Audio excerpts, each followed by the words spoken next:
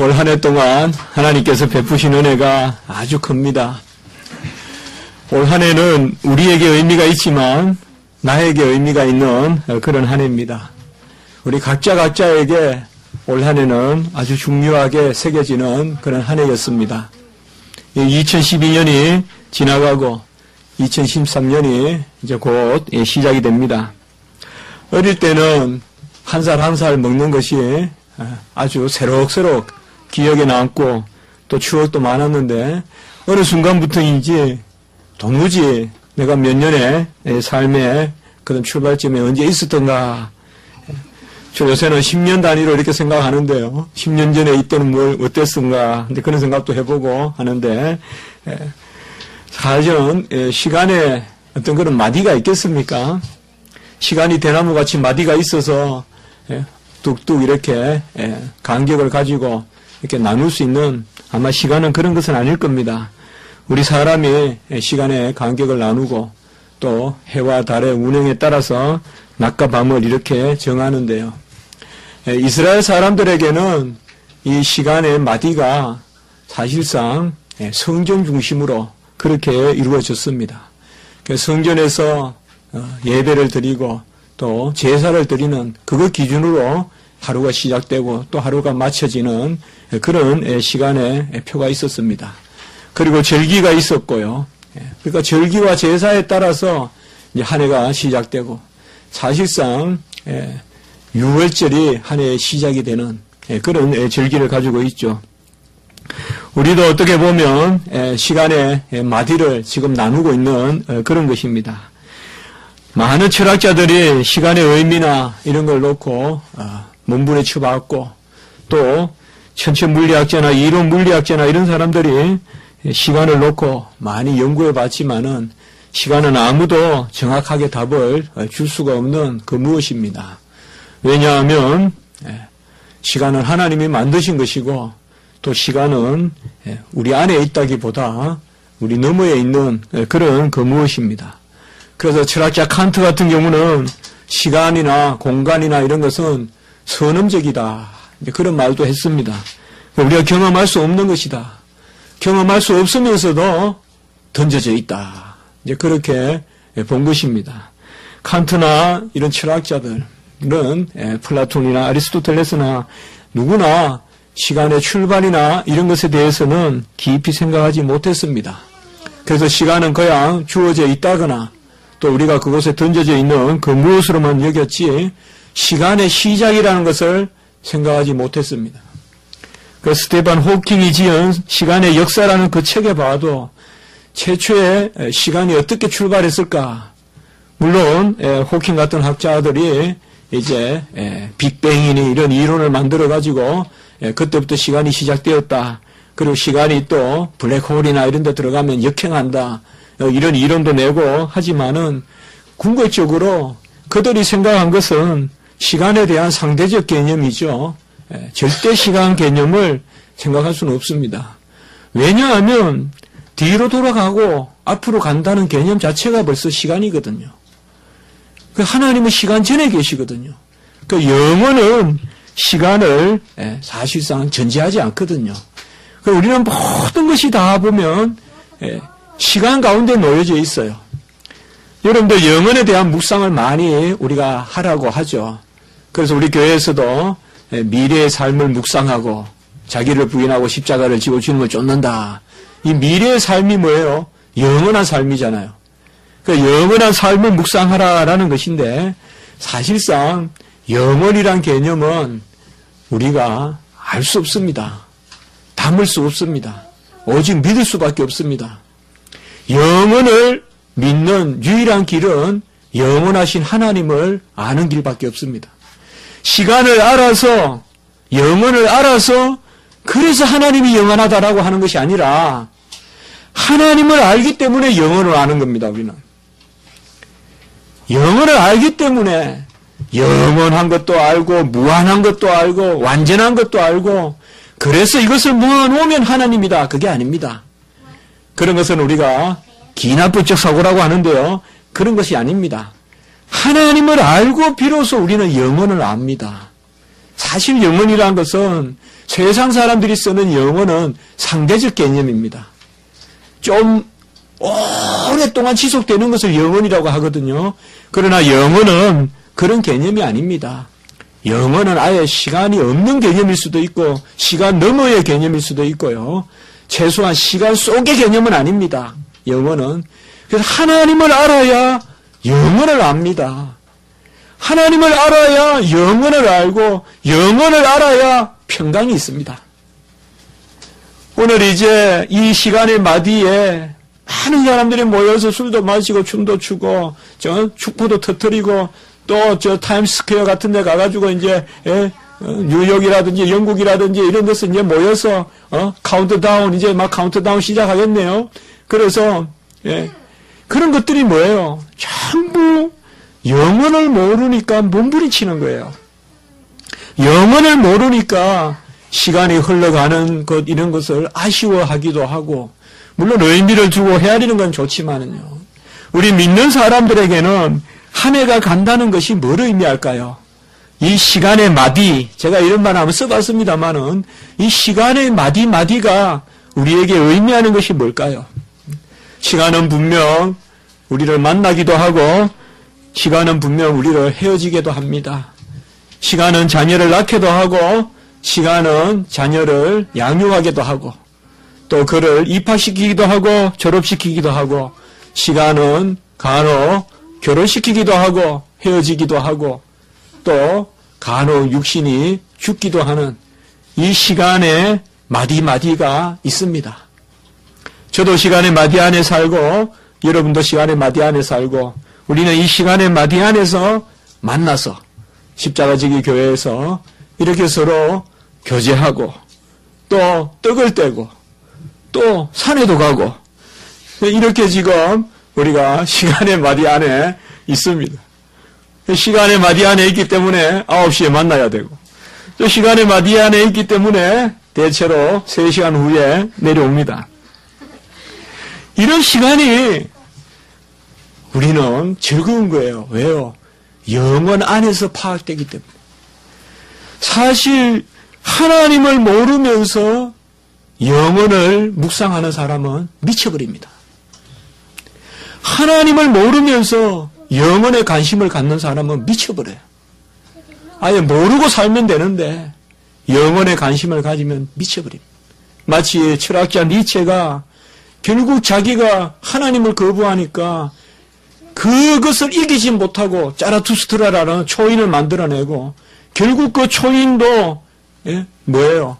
그 초인에게 자기를 투사시켜봤지만은 결국 자기 자신이 미쳐버리는. 니체는 미쳐서 죽지 않습니까?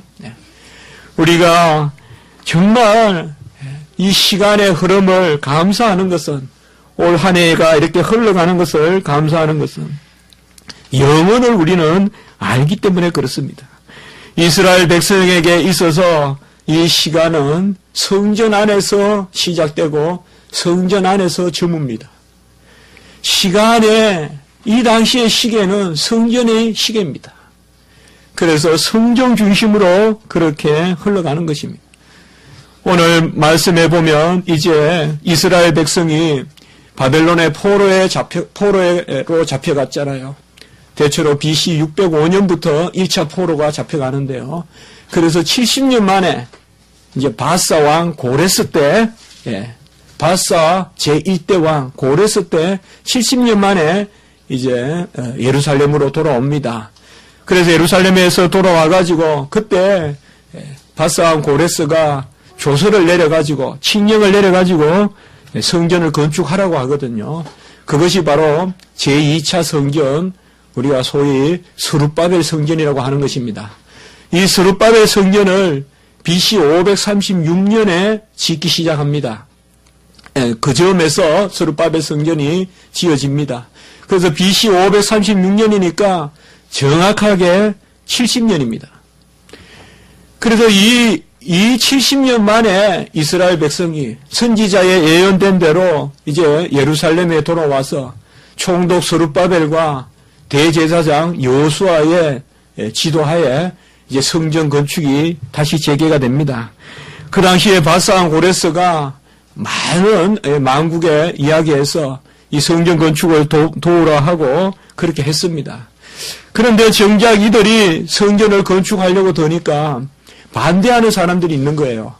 그 동네에 방백이라든지 서기관이라든지 이런 사람들이 반대를 하니까 이스라엘 백성들은 처음에는 아주 의기차게 성전을 짓겠다고 나섰지만은 곧 그것이 시들해지고 말았습니다. 두 가지 이유가 있어요. 첫 번째는 그들 중에 많은 사람은 70년의 세월이 흘러가지고 성전의 중요함을 잊어버렸어요, 이제. 그래서 70년이 흐르니까 더 이상 성전을 왜 지어야 되는지 잘 몰라요. 두 번째, 70이 넘은 사람, 80, 90된 사람도 남아 있었을 거 아니에요. 그들은 성전을 보았는데 너무나 화려했던 솔로몬의 성전을 기억하고 있었기 때문에 이제 새로 짓는 이 스룹밥의 성전은 너무나 볼품이 없는 거예요.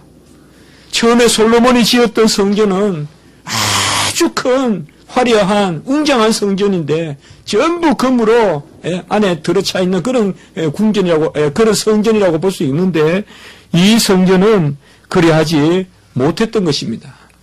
그래서 우리가 특별히 이 스룹밥의 성전에 대한 이야기가 에스라서에 많이 나오거든요.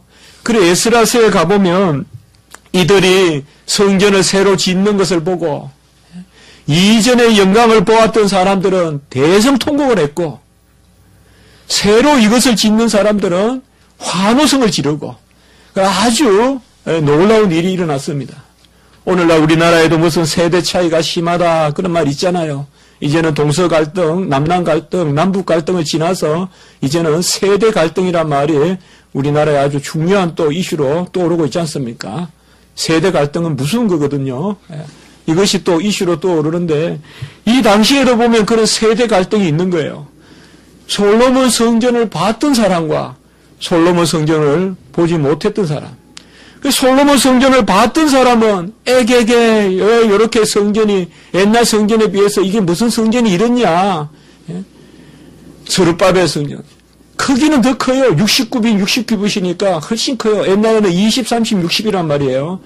크기는 오히려 더 크게 지었을 수도 있어요. 확실하진 않지만 성경의 내용에 따르면 더 커요. 스룹밥의 성전이.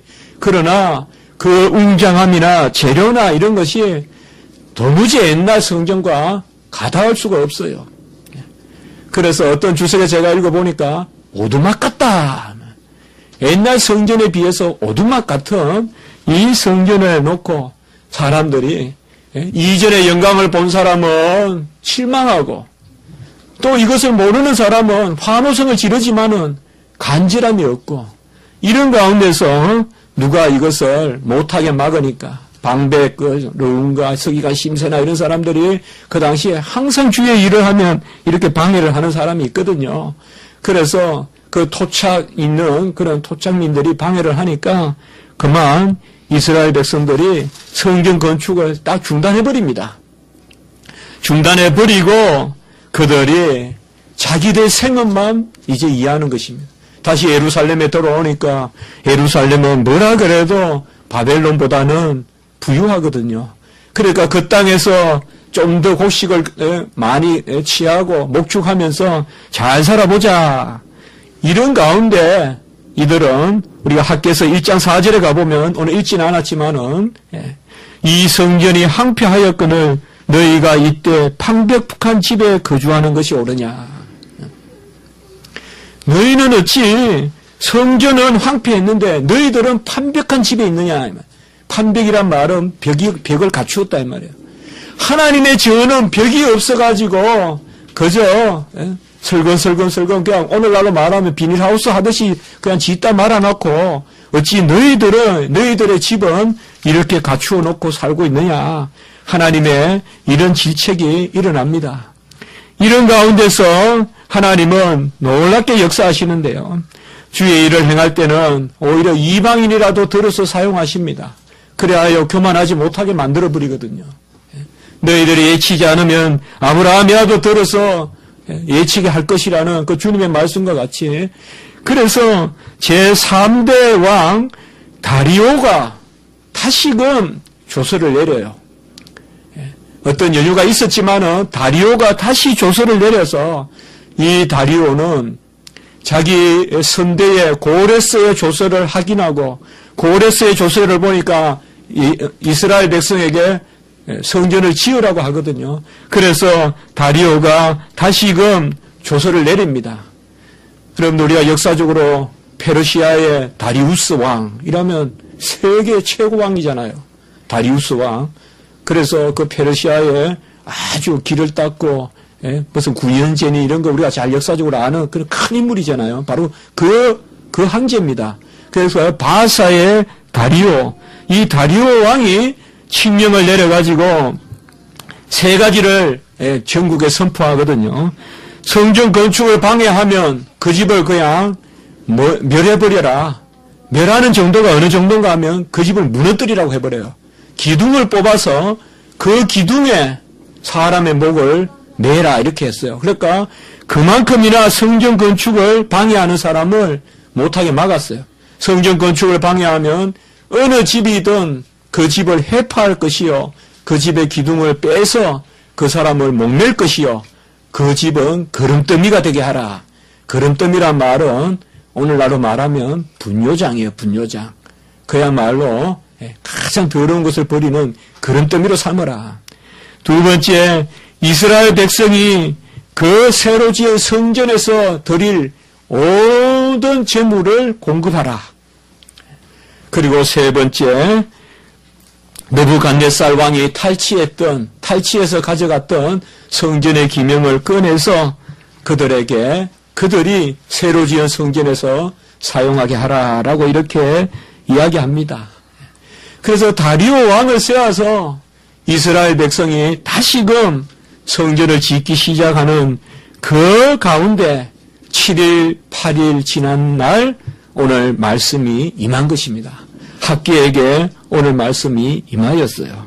그래서 오늘 말씀에 보면 학개가 2장 1절에 보면 여호와의 말씀이 선지자 학개에게 임하니라. 우리는 많은 경우 하나님이 자신의 일을 하실 때 선지자의 입을 통하여서 자신의 음성을 들려주십니다. 선지자가 잘난 게 없습니다. 선지자가 뛰어난 게 없어요. 선지자는 다양하게 하나님이 들어 사용하시고 간혹은 드보라와 같이 여자도 하나님이 또 사용하시고 그렇게 하셨습니다. 어쨌든 하나님께서 새로운 시대에 선지자를 세우는데 그리하여 오늘날로 말하면 교회 목회자를 세워서 대언의 역사를 이루는데요. 이러한 일들을 특별히 보면 선지자들에게 관심을 갖게 합니다. 저는 새해에 여러분에게 선지자적 관심을 좀 가지라 라고 한번 나눠보고 싶어요. 우리가 대통령이 누가 됐다 안 됐다 이것에 대해서는 상당히 여러분들이 기뻐할 수도 있고 마음이 심란할 수도 있을 거예요. 그러나 교회에 대해서 여러분들 그만큼 염려해 봤습니까? 저는 이걸 회개했어요. 이거 내가 얼마나 선지자의 마음이 없나 이 말이에요. 교회가 어려움을 당해도 진짜 내가 눈물을 흘려본 적이 있느냐. 한국교회가 이렇게 지금 수모를 당하고 있어도 그 한국교회를 놓고 내가 한번 눈물 흘려본 적이 있느냐. 그저 눈앞에 생기는 그런 일들에 대해서는 내가 기도하지만은 정말 이 시대를 부여안고 내가 눈물을 흘리며 기도해 본 적이 있는가. 정말 우리나라에는 보면 이 구국기도원이라는 게 있었잖아요.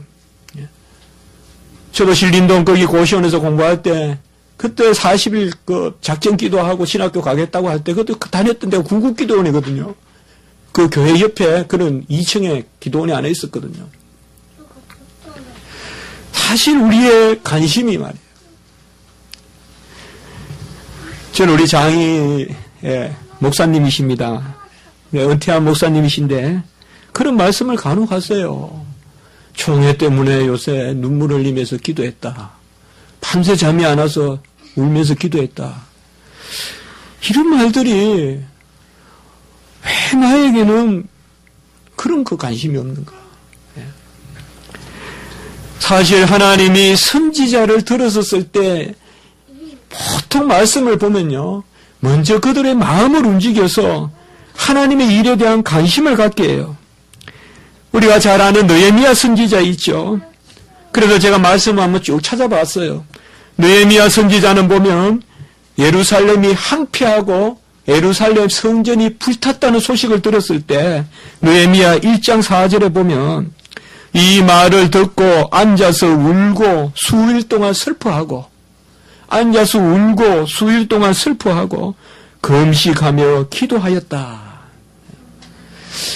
성경에 나오니까 당연하게 보여도 이게 쉬운 일이겠어요. 예루살렘 성전이 불탔다면 왜 탔냐 예? 이구동성으로 웅성웅성 하는 거나 하고 어떤 공적인 기도는 하겠지만은 이 느헤미야는 뭐예요? 수일 동안 울고 슬퍼하면서 금식하며 기도했다. 예레미야는 또 어땠습니까? 예레미야도 제가 찾아보니까 예레미야는 환상 가운데 이스라엘이 멸망한다는 소식을 들었을 때 예레미야 4장 19절에 보니까 슬프고 아프다. 내 마음속이 아프고 내 마음이 답답하여 잠잠할 수 없다. 이렇게 예레미야는 이야기했습니다. 이게 바로 선지자의 관심이고 선지자의 마음입니다. 이 시대에는 선지자의 직분은 없습니다, 여러분들. 요새 선지자 직분 이야기하는 무슨 장막이니 이렇게 이야기하는 사람 다 이단들이에요, 여러분들. 뭐 구약 이야기 많이 하면 다 이단들이에요, 여러분들. 잘못 이야기하면. 십자가에서 다 성취되었는데 예? 십자가 지기 교회가 돼야지 장막 지기 교회가 되면 안 돼요. 예? 부활을 지켜야지. 우리 이번에 우리 남삼순 목사님 말씀 안식일을 지킨다고 토요일에 모이면 안 된단 말이에요. 그럼 십자가가 뭐예요? 우리에게 다 무용해지고 주님 오신 게 부인되잖아요. 선지자는 없지만 선지자의 마음은 있다. 선지자의 관심은 있다. 예스라도 보면 성전을 건축한 이스라엘 백성들이 예스라에도 보면요. 에스라서에서 보면 이건 성전을 건축한 후의 일인데요. 성전을 건축하고 난 다음에 이스라엘 백성 중에 레위 지파와 제사장까지도 그 예루살렘의 여인과 결혼을 합니다. 어떻게 보면 그럴 수도 있겠구나 하고 넘어갈 수도 있는데 에스라는 이 소식을 듣고 에스라 10장 6절에 보면 죄를 근심하고 그들의 죄를 근심하고 음식도 먹지 아니하고 물도 마시지 아니하였다라고 이렇게 말하고 있습니다. 하나님이 선지자에게 하나님의 말씀을 들려주시는데 이 한 해 우리 성도님들 각자 영혼과 가정에 이러한 하나님의 말씀이 임하기를 저도 원하는데 이 말씀이 임하는 방식이 뭐냐? 우리가 하나님의 일에 관심을 가져야 되겠다. 너무 세상 일에 일희일비하지 말고 내 마음의 중심이 진짜 어디 있느냐 이 말이에요. 내가 정말 힘들어하는 일이 어디 있느냐. 우리가 정말 교회를 놓고 기도하느냐, 또 한국 교회를 놓고 기도하느냐, 세계 교회를 놓고 기도하느냐. 이것을 저는 올 한 해 우리가 마음을 갖기를 원하는 것입니다. 우리가 성숙하고 좀 더 나아가는 그런 성도의 삶을 살아야 될 터인데 그것은 바로 뭐냐 하면 하나님의 말씀을 중심 가운데 받아들이되 좀 더 선지자적 염려와 선지자적 관심과 선지자적 통찰력과 선지자적 평강을 누려야 되겠다. 좀 하나님의 큰 음성을 듣는 그런 스케일의 삶을 올 한 해 동안 성도님들이 살았으면 좋겠다. 우리가 입을 크게 벌려서 하나님 것을 많이 받아 먹어야 되지만 먼저 귀를 크게 열고 하나님의 음성을 크게 듣고 하나님의 일에 관심을 가지면 이사야 선지자가 그 입술을 찢어 주셔서라도 하나님께서 이사야 선지자가 마음을 변화시키고 주여 내가 있사오니 나를 보내소서 내가 여기 있사오니 나를 보내소서 말하는 그 이사야 선지자와 같이 오늘 여기 3절에 보세요. 3절에 보면 여기 남아있는 자 중에 이적 영광을 본 자가 누구냐? 제가 아까 말씀을 드렸지만은 이제 2차 스룹바벨 성전 중에서 이적 영광을 본 사람이 누구냐? 그러니까 최소한 70년이 지났어요. 그러니까 늦게 잡혀온 사람도 대체로 70살까지는 안 지났더라도 586년에 망했으니까 그 즈음에서 잡혀왔다고 해도 50살은 됐어요. 그 이 중에서 50살, 60살, 70살 아주 처음부터 잡혀온 사람은 그래서 이들 가운데 여기에 보면 이것이 너의 눈에 보잘것없지 아니하냐. 지금 학개 선지자는 그것을 말하고 있습니다. 너희들이 눈에 보는 이 성전, 이 스룹바벨 성전은 너희 눈에 너무나 보잘것없다. 그러나 이제 4절에서 9절까지 새 성전에 대한 환상을 보여줍니다. 바로 오순절 성령의 사건, 예수 그리스도가 오셔서 이루시는 이 신약 시대의 교회를 보여주는 것입니다. 솔로몬의 성전은 돌 위에 돌 하나가 남지 않을 만큼 다 해파되었고 하나님께서 새롭게 스룹바벨 성전을 짓게 하지만 이 성전도 BC 20년 헤롯 때 다시 짓잖아요. 그래서 이 2차 성전은 곧 없어집니다. 오랫동안 잊지 못합니다. 그리고 헤롯이 성전을 다시 헤롯 성전은 훨씬 크게 짓습니다. 또 헤롯 성전을 짓잖아요. 그러니까 하나님 나라가 눈에 보이는 성전이 아니라 이제 오늘 4절부터 9절까지는 하나님께서 새로운 성전의 환상을 보여주셔서 이전 영광보다 더 큰 영광을 보여주겠다. 예루살렘의 솔로몬의 성전보다 스룹바벨 성전보다 헤롯 성전보다 더 큰 성전이 있었네. 그 성전이 바로 참 성전 대신 예수 그리스도시란 말이에요. 그 환상을 오늘 학개에게 보여주고 있는 것입니다. 솔로몬 성전은 금이 10만 달란트, 은이 100만 달란트, 녹과 철이 무게를 얼쓸 만큼 많고 백향목이 무수하다고 했습니다. 사실상 솔로몬의 성전에 금이 10만 달란트라 그러면 이건 우리가 어떻게 헤아릴 수가 없습니다. 금이 1달란트라만이라고 해도 하나의 기업을 만들 수 있을 겁니다. 오늘 어떻게 보면. 근데 금이 10만 달란트가 있었어요. 그리고 은이 100만 달란트예요. 그런 솔로몬 성전도 하나님을 멀리하니까 하나님이 싹 없애잖아요. 오늘 말씀에서는 바로 그것입니다. 중요한 것은 예수 그리스도께서 이 땅에 오셔서 새로운 성전을 지으실 것이니 너희들은 새로운 성전의 새 환상의 이전 영광보다 더 큰 영광을 바라보고 하나님 앞에 나아가라. 어찌하여 이런 마음을 갖느냐. 4절에 보면 내가 너희와 함께하리라 라고 이렇게 말씀하고 있습니다. 4장 마지막 부분에 보면 내가 너희와 함께하리라. 바로 임마누엘의 그런 하나님의 환상을 보여주는 것입니다. 이것이 이사야 7장 14절에 나오는 처녀가 잉태하여 아이를 낳을 것이요 아기를 낳을 것이요 그것을 임마누엘이라 하리라 하는 그 말씀과 일맥상통합니다. 우리에게 임마누엘 되시는 하나님이에요. 이게 분명한 예수님이에요. 내가 너희와 함께하노라. 아들을 보내주시겠다. 그러니 스스로 굳세게 할지어다. 스스로 굳세게 할지어다. 스스로 굳세게 할지어다. 3번이나 말씀하고 있습니다. 스룹바벨이여 스스로 굳세게 할지어다.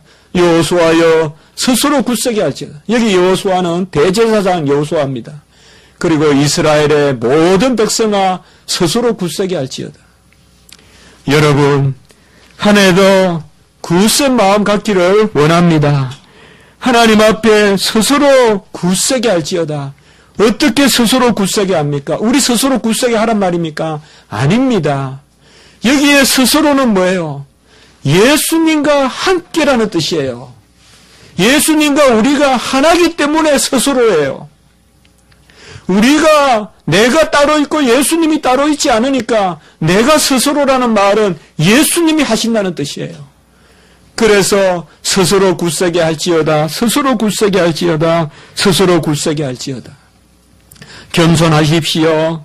온유하십시오. 그러나 절망하거나 좌절하거나 넘어지거나 선을 행하다가 무작정 낙심만 하지 마십시오.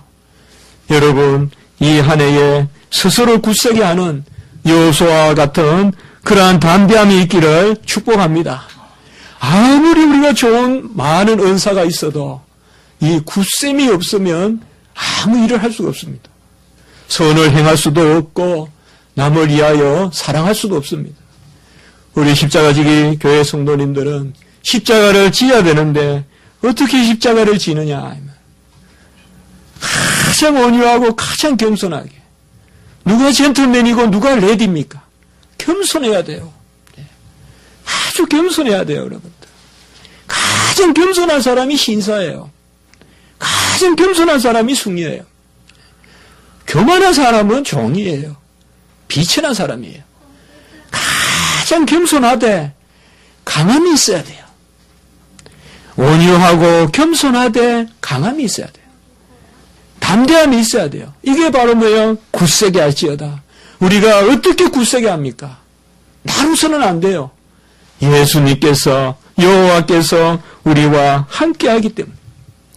여호수아 1장 7절에 보면 오직 강하고 극히 담대하여 나의 종 모세가 내게 명령한 그 율법을 다 지켜 행하고 우로나 좌로나 치우치지 말라.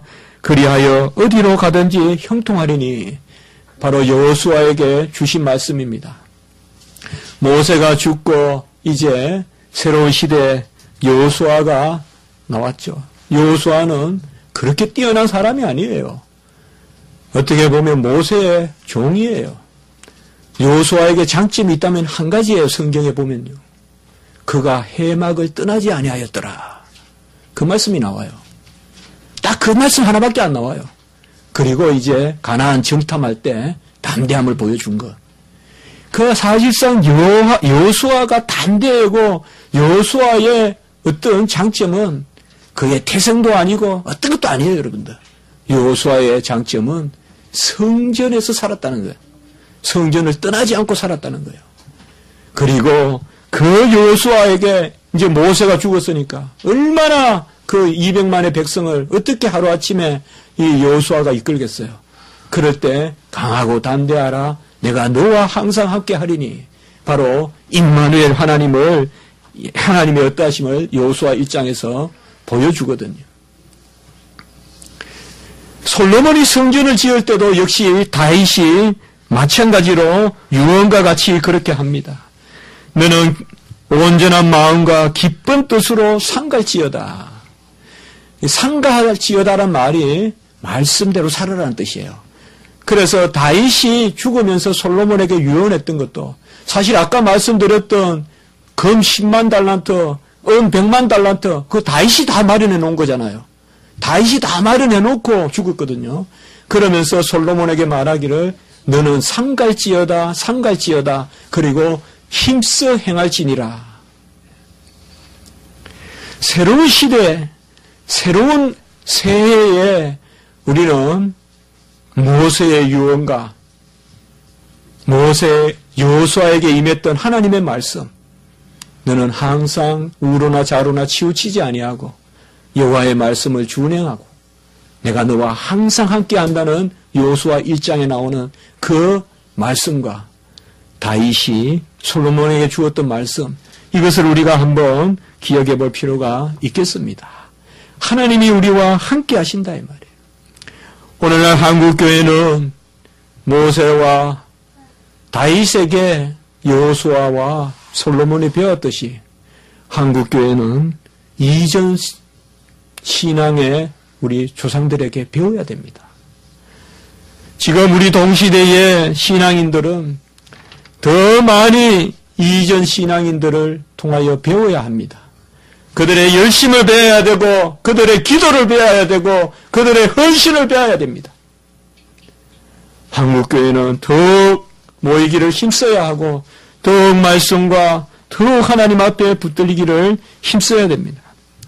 저는 새해에 이러한 임마누엘의 하나님, 구름기둥 불기둥으로 계시고 언제든지 떠나지 아니하시는 이 임마누엘의 하나님이 여러분과 함께 하시기를 축복하는 것입니다.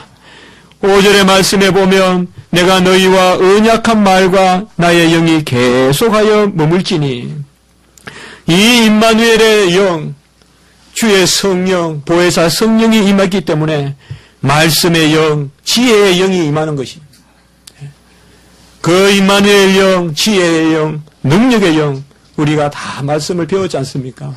바로 여기서도 그 말씀입니다. 5절에 내가 너희와 언약한 말과 나의 영이 계속하여 너희 가운데 머물 것이니 올 한 해도 하나님이 말씀과 성령으로 살게 하셨고 이 2013년 새해에도 언약의 말씀과 성령의 역사가 임마누엘 영의 역사가 보혜사 성령 진리의 영의 역사가 여러분과 저에게 임하기를 주님의 이름으로 축복하는 것입니다.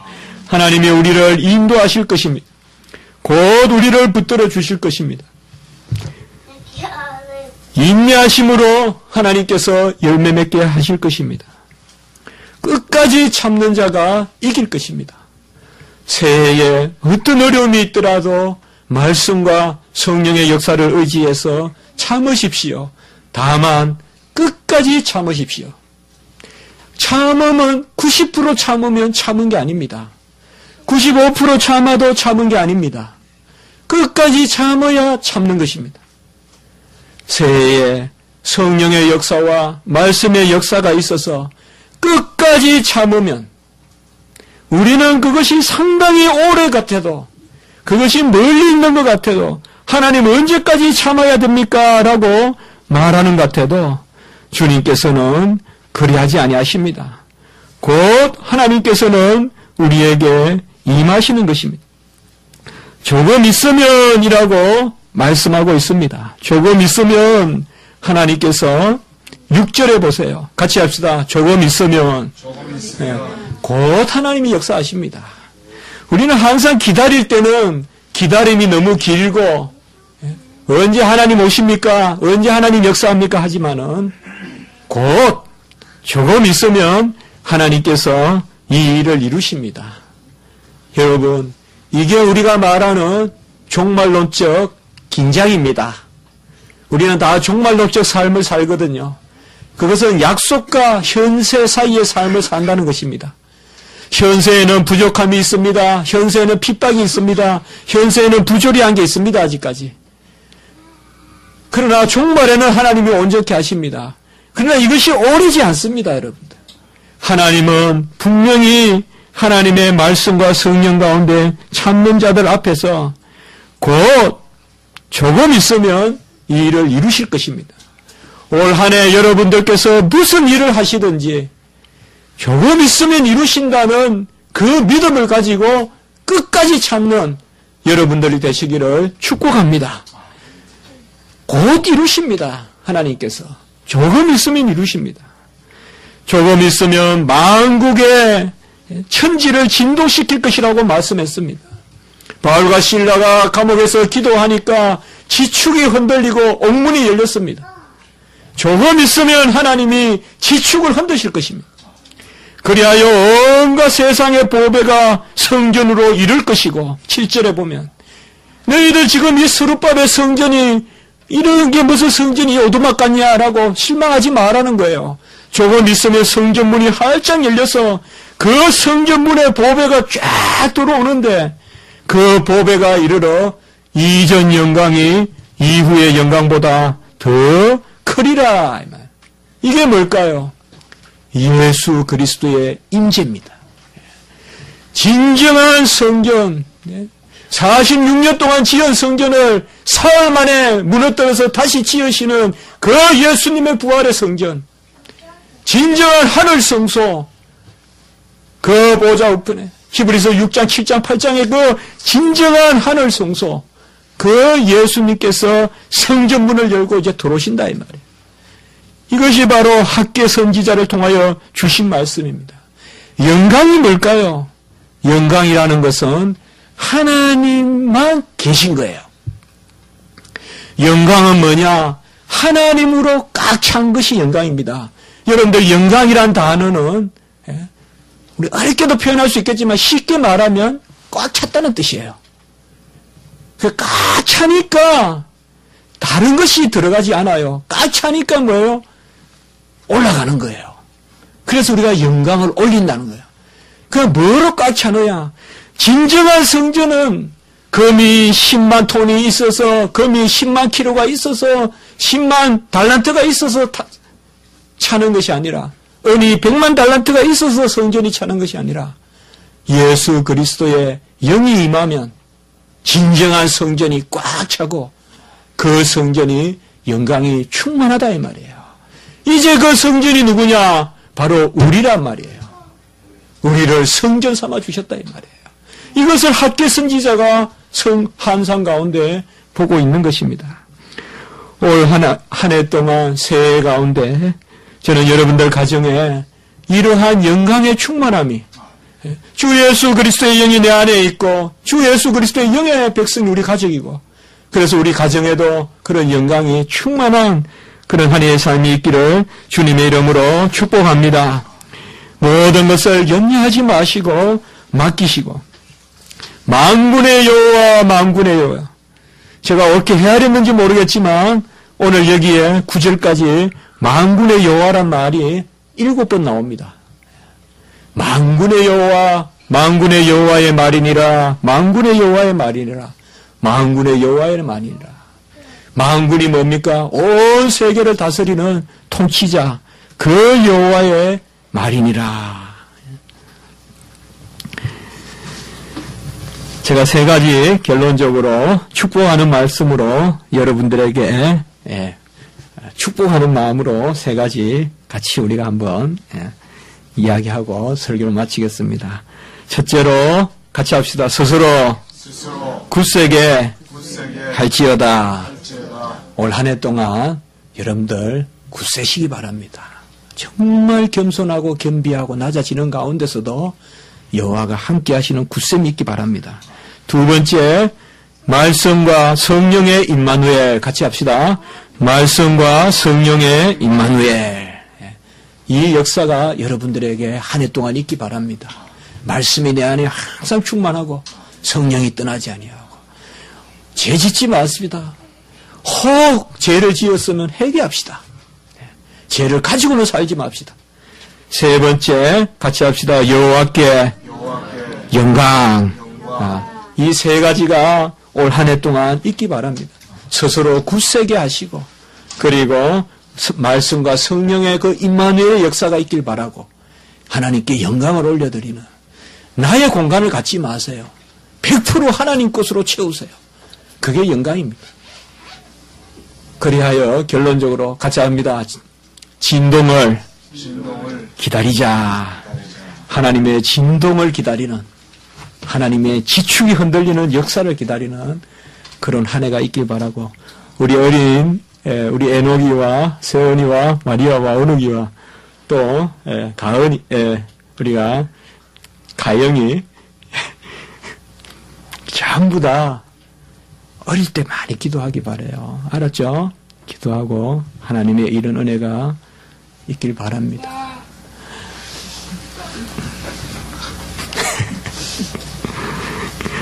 여러분 올 한 해 동안 우리 꼭 하나만 잡아 약속합시다. 같이 합시다. 하루라도 기도 없이 넘어가지 않는다. 꼭 약속 지킵시다. 꼭 하루라도 그 대신에 혼자 기도하는 거 말이에요. 교회에서 기도하고 하는 것도 중요하지만 하루에 꼭 골방에서 하루에 1분도 좋고 2분도 좋고 기도 안 하고 넘어가지 마세요. 아멘입니까? 양은 기도드리겠습니다. 거룩하고 자비로우신 하나님 아버지 새해에 첫 열매, 새 열매를 주셔서 이제는 이스라엘 백성이 광야의 만나 메추라기가 그친 가운데서도 새롭게 살게 하셨는데 우리에게도 그러한 영의 임재로 말미암아 임마누엘 하나님의 임재로 말미암아 이 새해에도 하나님 앞에 담대함을 가지고 살게 하시는 그 은혜가 있는 줄 믿습니다. 말씀과 성령의 역사가 항상 임하게 하시고 여호와 하나님이 우리와 함께 하심으로 모든 것을 맡기고 의지하고 하나님만 바라보며 나가는 저희들이 되게 해주시고 올 한 해 동안 우리 자신과 가정과 우리 교회가 또한 한국교회가 또 우리 모든 주변이 하나님께 영광이 되는 그런 한 해가 되게 해 주시옵소서. 우리 모든 성도님들 사랑하시고 붙들어 주시고 한량한 눈 은총 가운데 인도하여 주시며 우리 자녀들도 복되게 하시고 하나님의 말씀으로 언약의 그 열매로 하나님께서 넘치게 하시고 올 한 해 동안 진정 우리가 여호수아와 같이 담대함을 가지고 아주 사랑하고 겸손하고 온유하되 마음속에 큰 믿음과 담대함을 갖는 한 해가 되게 해 주시옵소서. 무엇보다 모든 영광 하나님께 올려드립니다. 지난 한 해도 하나님께서 받으신 줄 믿고 이 한 해도 하나님이 받으실 줄 믿습니다. 우리의 삶이 영광의 도구의 삶이 되게 해주시고 일어나 비추어라. 내 영광을 드러내며 하나님을 비추는 우리의 삶이 되게 해 주시옵소서. 감사하옵고 구주 예수 그리스도 이름으로 기도드리옵나이다. 아멘.